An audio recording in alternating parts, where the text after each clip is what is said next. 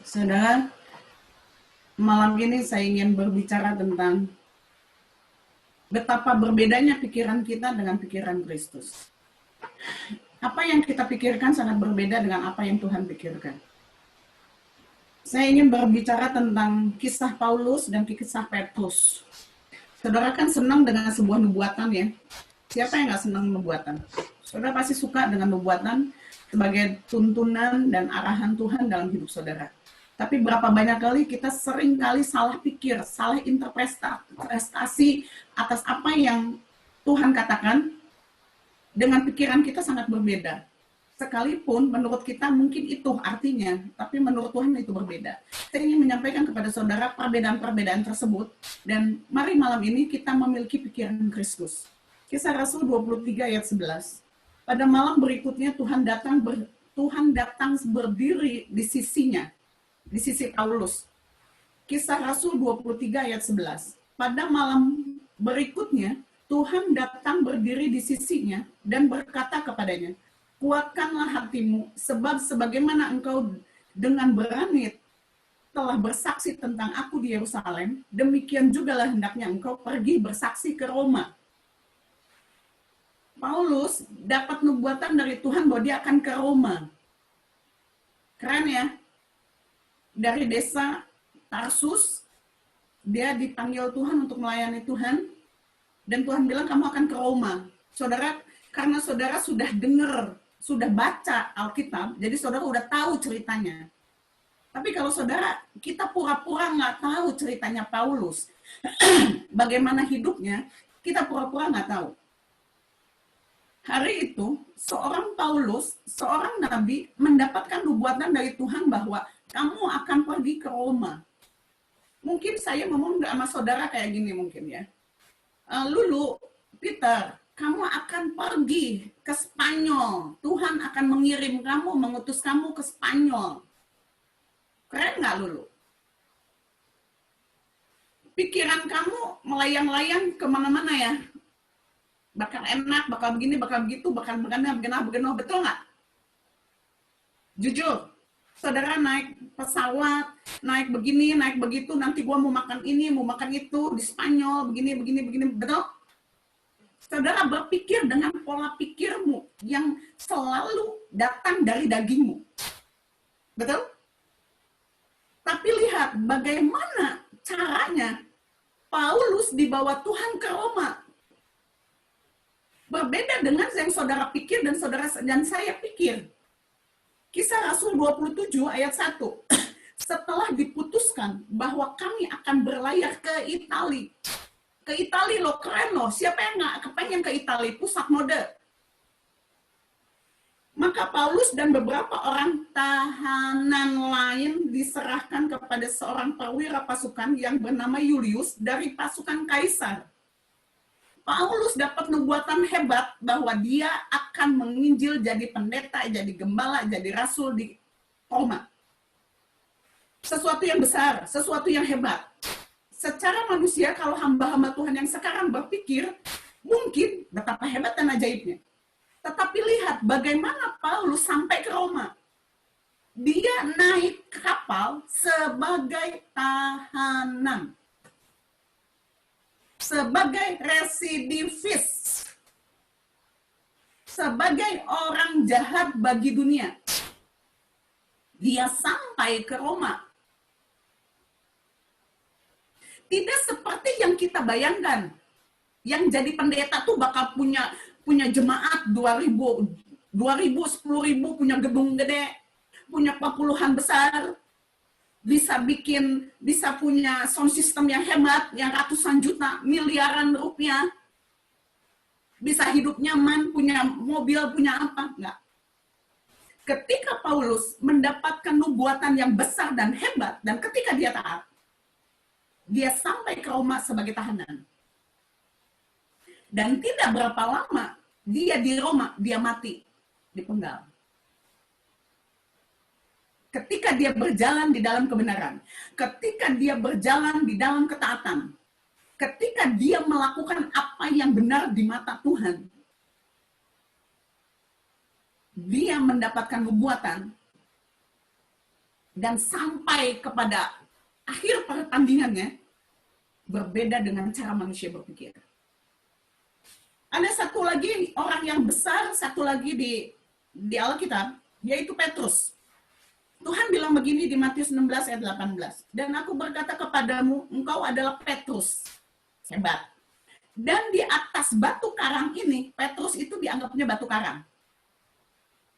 Petrus adalah batu karang.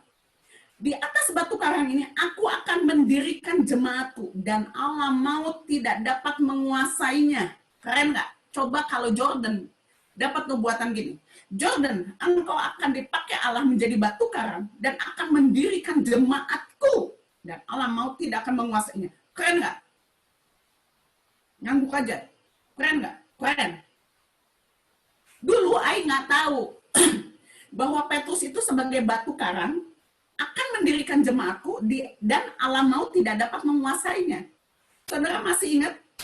Dasar pelayanan itu adalah yang diberitakan oleh siapa? Para rasul dan para nabi, yaitu kematian Kristus, keilahian Kristus, identitas Kristus yang diajarkan oleh para rasul, yang diketuai ketua dari seluruh rasul-rasul ada Petrus. Sekarang kita baru tahu, Petrus adalah batu karang yang akan mendirikan jemaat Tuhan. Jemaat Tuhan di seluruh dunia. Dasarnya adalah Kristus melalui pemberitaan para rasul yang diketuai oleh Petrus sebagai pemimpin para rasul. Jadi nangkap ayat ini. Akan mendirikan jemaatku dan Allah maut tidak akan menguasainya. Sampai hari ini tidak akan menguasai pondasi itu. Pemberitaan yang dilakukan oleh para nabi, para rasul, yang dipimpin oleh Petrus sendiri sebagai saksi hidup, Allah maut tidak akan menguasainya. Pemberitaan itu. Kenapa? Karena Yesus real. Yesus bukan cerita. Yesus bukan story. Bukan sejarah. Yesus adalah kehidupan nyata. Dan hari ini masih diakui dan hidup kita harus sama dengan kehidupan Kristus. Itu yang kita pelajari kemarin. Nubuatannya sangat luar biasa. Nubuatannya sangat hebat dan ajaib. Saya juga mau kalau dapat nubuatannya hebat dan ajaib, saya bisa begini. Tuh kan? Hebat kan gue? Keren kan tuh, gagah dan perkasa. Betul? Ada rasa bangga. Bahwa Petrus berbeda dari orang-orang lain. Tapi ingat, bagaimana akhirnya Petrus? Yohanes 21 ayat 18. Aku berkata kepadamu, sesungguhnya ketika engkau masih muda, engkau mengikat pinggangmu sendiri. Dan engkau berjalan kemana saja kau kehendaki. Ketika muda, Petrus akan pergi kemana yang Petrus kehendaki. Dia akan pergi menginjil sesuai dengan kehendaknya sendiri. Tetapi jika engkau menjadi tua, engkau akan mengulurkan tanganmu dan orang lain akan membawa engkau ke tempat yang tidak engkau kehendaki. Ketika Petrus tua, dia akan mengulurkan tangannya dan tangannya ini akan dipegang orang, membawa kepada tempat di mana dia nggak mau. Hal ini sedang berbicara apa? Hal ini sedang berbicara, Yesus sedang menubuatkan bagaimana Petrus nanti mati. Ketika dia tua, dia akan ditawan. Dia akan digelinding sebagai penjahat. Dan berakhir dengan dia disalib dengan posisi terbalik di Roma. Itulah orang-orang kudus, itulah orang-orang yang berdiri di dalam kebenaran, yang berlari kepada tujuan, yang berlari kepada kehendak Allah yang sempurna di dalam hidupnya. Nubuatannya hebat-hebat. Nubuatannya luar biasa.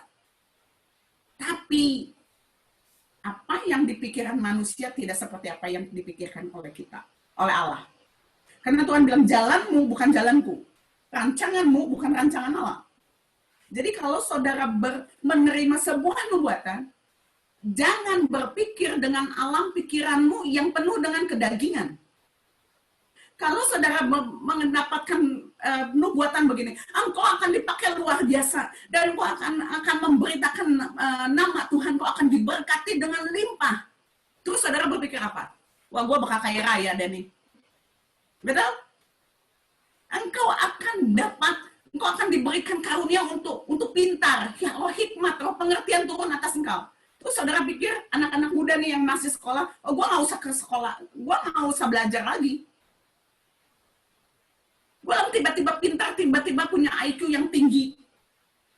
Berapa banyak saudara yang mensalahartikan perkataan Kristus?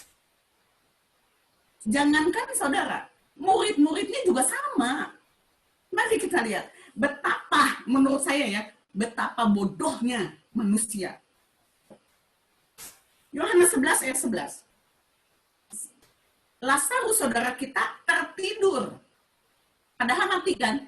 Tapi Yesus ngomong ke murid-muridnya, dia lagi ada di satu tempat, dia akan kembali ke Yudea. Lalu Yesus mengajak murid-muridnya bilang gini, ayo mari kita kembali ke Yudea. Lazarus saudara kita tertidur, tetapi aku ke sana untuk membangunkan dia dari tidurnya. Yesus ngomong Lazarus tidur. Terus murid-muridnya bilang begini, ya kalau tidur nanti dia bisa bangun sendiri kok. Tulalit nggak? Yesus ngomongnya ke sini, murid-muridnya baliknya ngomongnya ke sini. Balik arah, beda arah. Karena apa? Apa yang dikatakan oleh Yesus segala sesuatunya tentang hal-hal yang datang dari atas. Manusia, seluruh apa yang dipikirkan oleh manusia datangnya dari bawah. Dari bumi, dari dunia. Dari mana? Dari keinginan. Dari pikiran kita. Jadi, sudah salah pikir murid-muridnya, udah salah pikir dari sejak dia mengikuti Yesus. Ada ayat yang lainnya yang saya cukup lucu menurut saya. Matius 16 ayat 6 sampai 7. Yesus bilang begini, berjaga-jagalah dengan ragi orang Farisi dan orang Saduki. Mereka akan berjaga-jagalah dengan ragi orang Farisi dan orang Saduki. Yesus ngomongnya gitu. Berjaga-jagalah dengan ragi orang Farisi dan orang Saduki. Maka 12 muridnya yang hebat dan ajaib ini. Maka mereka berpikir-pikir dan berkata seorang kepada yang lain, itu dikatakannya karena kita nggak bawa roti. Padahal Yesus ngomong gini, baru aja kejadian 5 roti dan 2 ikan. Baru terjadi satu mujizat yang besar di depan mata mereka. Ketika Yesus mengatakan, hati-hati dengan ragi orang Farisi dan orang Saduki. Muridnya yang dipilihan Tuhan sendiri, yaitu yang bakal menjadi rasul, dipikirnya bilang begini, mereka ngomongin, lu sih, lu gak bawa roti, jadi dia ngomel-ngomel tuh, marahin kita, ngomongin tentang ragi, gitu.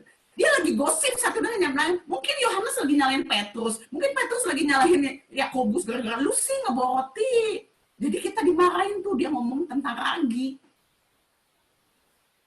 Tulalit nggak menurut saudara? Ada banyak hal yang tulalit juga loh saudara. Ini cuma saya hanya ambil 2 ayat biar cepat. Apa yang Yesus pikirkan selalu tidak pernah sama dengan manusia pikiran. Nah, berarti rasul-rasul pun memiliki gap, perbedaan yang cukup besar dengan Kristus, pola pikirnya. Tapi setelah mereka mengalami Pentakosta, setelah mereka dipenuhi oleh Roh Kudus, pikiran mereka dibaharui. Mereka diberikan pikiran baru, yaitu pikiran Kristus. Tapi saudara, pikiran itu harus dilatih. Ini saudara ya, saudara yang ikut di sini nggak tahu berapa banyak, saya kasih tahu, yang ikut dari awal atau pertengahan atau baru-baru saya kasih tahu. Tanpa saudara sadari, saudara sedang masuk kepada satu generasi yang kudus yang sedang dibangkitkan Allah. Saya pun baru menyadari hari ini. Karena tadinya saya akan membuat satu pertemuan Zoom untuk membangkitkan generasi orang kudus itu nanti. Karena alat musik belum selesai. Jam kasam belum selesai. Saya pikir nanti. Taunya, ternyata melalui saudara-saudara dan saya hari ini, kita belajar kebenaran firman Tuhan yang benar-benar benar. Yang fresh, datang dari Allah sendiri, dari hati Allah sendiri.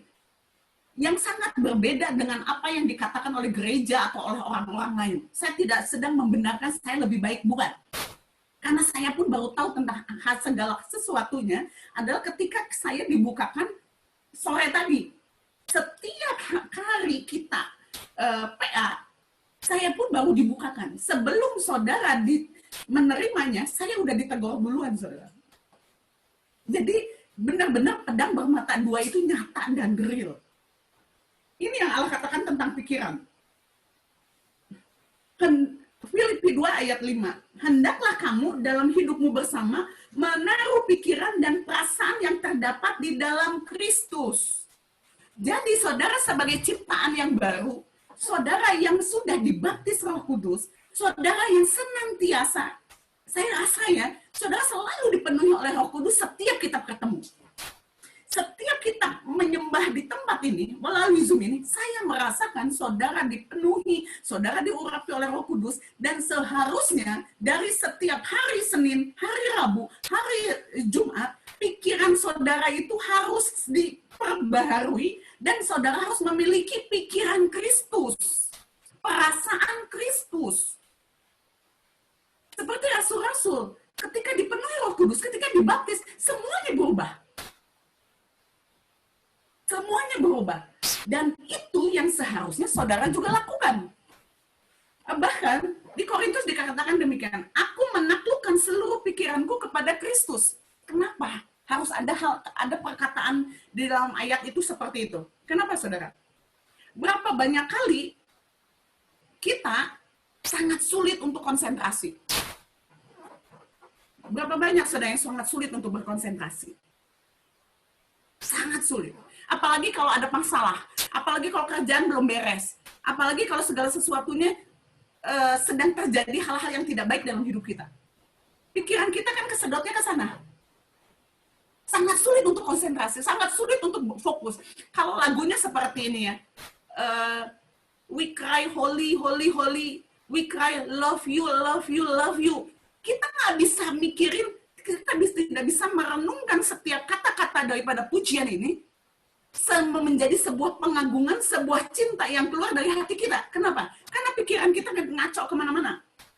Dulu, waktu saya masih berlatih pikiran saya ditundukkan dan memiliki perasaan Kristus, saudara tahu nggak? Saya sering kali gini, aku katakan di dalam nama Yesus, aku menundukkan seluruh pikiranku kepada Kristus. Dalam nama Yesus. Belum bisa, melenceng lagi, saya terusin, saya paksa untuk lurus kepada Kristus. Emang gampang? Enggak. Tapi di situ ada kasih karunia. Betul? Kita punya kasih karunia yang sangat melimpah di dalam hidup kita. Kita perlu menundukkan diri kita kepada Kristus. Kalau saudara nggak bisa, proklaim ayat-ayat firman. Di dalam nama Yesus, aku tundukkan seluruh pikiranku kepada Kristus. Kenapa Tuhan selalu berbicara tentang pikiran? Ini saudara. Karena seperti yang telah Filipi 3 ayat 18. Karena seperti yang telah kerap kali kukatakan kepadamu, dan yang kunyatakan pula sekarang sambil menangis, banyak orang yang hidup sebagai seteru salib Kristus. Seteru itu artinya apa? Musuh. Kristen, musuh. Sebagai seorang Kristen, tetapi menjadi musuh Allah. Selamat? Kagak. Dia terima Yesus, tetap nggak selamat. Kenapa? Kesudahan mereka ialah kebinasaan. Tuh, bukan saya ngomong loh saudara kalau orang itu nggak selamat. Kesudahan mereka adalah kebinasaan. Tuhan mereka ialah perut mereka. Kenapa ngomongin perut? Daging saudara. Orang banyak kali mau melakukan apapun untuk perut saudara. Awalnya untuk perut, untuk makan. Cari duit buat makan. Lama-lama buat apa? Buat berlian. Tadinya cuma sekarat, lama-lama segenggam. Betul? Lama-lama rakus. Lupa diri. Kemuliaan mereka ialah aib mereka. Menurut mereka, kemuliaan buat mereka itu kemuliaan, buat kita aib. Di mata Tuhan itu aib. Tapi kita menyangka itu kemuliaan. Apa saudara? Duri. apa yang menjadi duri di dalam hidup kita? Kenikmatan hidup, kekayaan, kenyamanan hidup. Sekarang ya saudara, apa pandangan dunia tentang kesuksesan? Sebagai hamba Tuhan saya, kalau saya punya gereja besar, kalau saya punya gereja jemaatnya puluhan ribu, kalau saya punya gereja sound systemnya bagus dan punya penyanyi yang pakai begini-begini itu apa tuh? Ya ada selo, ada yang si Jero suka main itu loh, biola, betul? Ada yang begini-begininya di depan, itu baru hebat, baru luar biasa. WL-nya mejengnya cakep-cakep, keren-keren, full make up. Baru itu sukses. Betul? Tapi tanya, berapa banyak orang yang berjalan di dalam kekudusan di dalam sebuah gereja? Berapa banyak jemaat yang melakukan firman Tuhan dari kehidupannya? Kehidupan Kristus ada di dalam setiap jemaat. Berapa banyak? Itu artinya kesuksesan. Gereja mula-mula menyatakan kesuksesan itu. Mereka hidup di dalam kebenaran. Mereka hidup di dalam sesuai dengan firman Tuhan. Dan berakhir kepada penganiayaan. Pikiran mereka nih, lihat saudara nih. Ini. Pikiran mereka semata-mata tertuju kepada perkara duniawi. Jujur, saya tadi melemparkan satu video bagaimana seorang anak muda dari cleaning service bisa menjadi konglo. Saya lempar ke grup di mana anak-anak saya dan anak-anak saya ini ada. Karena kita pernah liburan sama, jadi kita bikin satu grup. Saya lempar ke grup itu, saudara. Saya bilang, tolong dilihat dan nilai-nilai apa yang didapat. Saudara tahu yang pertama, wow, mobilnya keren. Yang kedua, aku mau tuh kayak begitu. Tuhan kasih nggak ya? Terus, umur 30 aku mau tuh kayak begitu. Pikiran datangnya dari mana? Tapi Kristus selalu pikirannya datang dari surga. Betul nggak?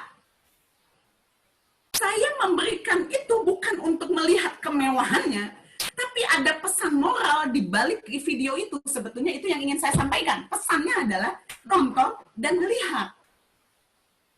Bagaimana situasi itu terjadi. Tetapi anak-anak muda hari-hari ini yang mau sabda instan, inginnya yang datang dari dunia. Betapa mewahnya, betapa kerennya. Tempat ininya hebat banget. Itu hebat banget. Saya ngelihat itu nggak ada kepengennya lu punya rumahnya atau punya apanya, enggak. Tertarik pun enggak. Cuman nilai-nilai hidupnya yang saya tertarik. Jadi mari saudara, saudara adalah ciptaan yang baru. Saudara sudah dibaptis Roh Kudus. Saudara selalu dipenuhi dengan kuasa Roh Kudus. Setiap kita bertemu di dalam pujian penyembahan, saya sendiri yang mengalami bagaimana kepenuhan roh itu terjadi dalam saya dan dalam kehidupan saudara. Harusnya pikiran saudara mengalami pembaharuan. Kalau enggak mengalami pembaharuan saudara, udahan aja lah ya. Capek. Ngerti nggak saudara? Saya rindu saudara dan saya bertumbuh. Bukan saya aja yang bertumbuh, bukan 1-2 orang bertumbuh, tapi kita semua bertumbuh. Kan saya kemarin udah bilang sama saudara, kalau saudara melakukan firman ini, betul menurut saya sebetulnya sangat mudah. Sangat mudah. Seluruh janji Allah ada di sini. Saudara, janji Allah itu bukan untuk di surga. Karena saudara dititipkan oleh Tuhan Yesus sebelum dia mati kepada Bapa. Pelihara mereka oleh namamu. Jaga mereka supaya mereka tidak mengalami hal yang jahat. Berkati mereka. Dan kebenaran mereka. Jadi saudara tuh dibenarkan oleh kebenarannya.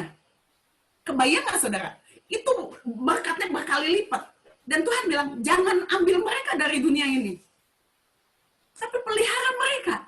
Kebayang nggak, saudara, sebelum Yesus mati di kayu salib, di Yohanes 17 dan Yohanes 18 Yesus mati di kayu salib, saudara sudah dibuatkan wasiat sama Tuhan untuk hidup dan berkecukupan, untuk hidup tidak jatuh dalam hal-hal yang jahat, untuk dijaga di dalam kebenaran, untuk dijaga, untuk saudara tidak tersesat dengan pengajaran-pengajaran palsu. Ada satu ayat, Rasul Paulus benar-benar, mengapa pikiranmu disesatkan oleh pengajaran-pengajaran palsu? Jadi yang disesatkan apa dulu? Roh dulu. Segala sesuatu yang bukan datang dari Allah, itu datangnya dari ini. Tapi firman datangnya adalah dari roh. Dia menjangkau roh kita. Ajaran-ajaran sesat datangnya melalui ini. Jadi pikiran kita, logika kita jalan. Kenapa? Humanis begitu. Alkitab ini jaminan saudara. Asal saudara mentaati. Cuma itu doang. Saudara hanya cukup mentaati firman, membangun hubungan dengan Allah, hidup di dalam kekudusan, karena kekristenan bukan agama. Kekristenan bukan sebuah ritual keagamaan. Kekristenan adalah kehidupan Kristus yang kita adopsi di dalam kehidupan kita. Dan very easy. Saudara bisa kudus, hidup kudus? Bisa. Tuhan bilang, kuduslah engkau sebab aku kudus. Saudara bisa kudus, saya bisa kudus, bisa. Tergantung pilihanmu. Kenapa? Ayo kita tampilkan gambarnya. Opa, tolong Opa. Gambar yang tadi dari Linda, ada nggak? Kita berdiri di atas kasih. Kita berdiri di atas kasih karunia. Kita berdiri di atas. Saudara lihat saya di sini. Saudara berdiri seperti ini nih. Satu adalah kasih. Kasih Kristus. Lantai 2 adalah grace. Kasih karunia. Yang ketiga adalah belas kasihan. Yang keempat adalah victory, kemenangan Kristus. Saudara itu berdiri di atas sini nih. Nih, saudara sedang berdiri di atas sini. Di atas 4 bangunan yang sudah diselesaikan oleh Kristus. Nangkap saudara? Jadi saudara bisa nggak untuk hidup kudus? Bisa. Saudara sudah berdiri di atas kasih Kristus. Saudara bisa mengasihi Kristus karena kasih Kristus sudah penuh dulu atas kita. Saudara bisa mengasihi sesama karena saudara sudah berdiri di atas kasih Kristus. Keputusanmu bisa nggak mengasihi Kristus? Bisa nggak saudara mengasihi sesama? Itu keputusanmu. Yang kedua ada kasih karunia, ada kemampuan ilahi, ada pemberian-pemberian yang nggak pantas kita terima. Kita berdiri di atas kasih karunia Allah yang memampukan kita untuk bisa melakukan kekudusan. Kita berdiri di dalam kasih karunia Allah untuk bisa hidup diberkati Allah bukan karena usaha kita. Kita bisa hidup dalam berkecukupan karena pemberian-pemberian Allah. Bukan berarti saudara nggak usah kerja ya, hati-hati ya, males itu. Nggak boleh males. Ya, ini masih busuk saudara. 1, kasih. 2, grace. 3, mercy. 4, victory. Saudara sedang berdiri di atas itu. Seluruh kebutuhanmu selama saudara di dunia dan belum mati, saudara sudah disediakan Allah di dalam Kristus. Di sininya tuh sebetulnya Kristus. Itu yang sudah Yesus lakukan di dalam hidupmu dan hidup saya. Untuk apapun, saudara punya masalah di dalam pekerjaanmu, saudara punya masalah di dalam bisnismu, mercy-nya sudah cukup, kemenangannya sudah cukup, kasih karunia-nya sudah cukup. Saudara dilukai oleh banyak orang, saudara dikhianati, saudara ditipu oleh orang. Ada kasih Allah yang cukup untuk memampukan saudara untuk bisa mengampuni. Ini berita baiknya, ini sangat luar biasa, saudara. Kalau saudara bisnisnya bangkrut, saya katakan kepada saudara, hidup di dalam firman. Hati-hati pikiranmu, hati-hati mulutmu. Jaga segala sesuatunya dan tunduk kepada firman. Ada grace, ada mercy, ada kemenangan Kristus. Saudara bisa berdiri di kemenangan. Nggak usah hidup di dalam kebangkrutan. Tidak usah hidup di dalam kemunduran. Kalau saudara diizinkan terjadi